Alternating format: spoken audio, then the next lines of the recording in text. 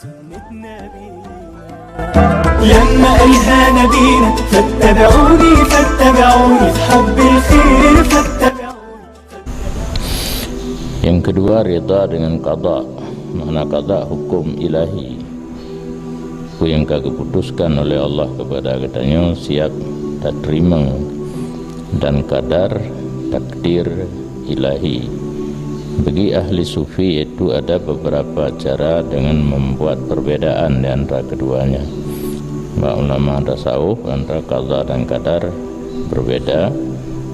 Maya qadar mungkin yang pada azali, takdir pada azali, maya qada yang terjadi.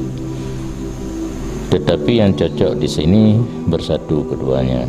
Maya tentang masalah ubudiyah, qada dan qadar enggak cocok makna sama, yaitu apa saja yang ditakdirkan oleh Allah baik pada azali ataupun yang akan terjadi. Dan ridha dengan pembahagian Allah khusus pada urusan rezeki. Anak budak pawihoden rutamita tataman bule karena rezeki dalam tanggungan Allah.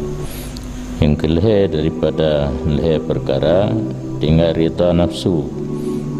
Nafsu talawan betamita senang nafsu pada mencari ridha Allah demi menggapai atau mencapai ridhanya Allah, walaupun hanya ridha nafsu. Tabah ridha nafsu, yang penting ridha Allah Ta'ala.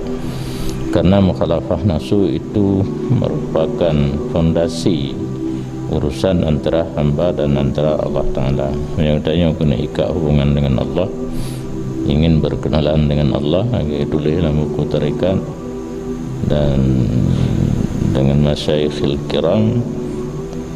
Yang fondasi ini adalah lawan nafsu. Maka lalu daripada Allah Ta'ala dengan gaduh ketimbang jatah nafsu dan ikut dari keinginannya nafsu. Yang membalik ke Allah anak ingat lalu dengan nafsu dan ikut keinginan nafsu, nyutanya kentongan Allah mutamah jiu.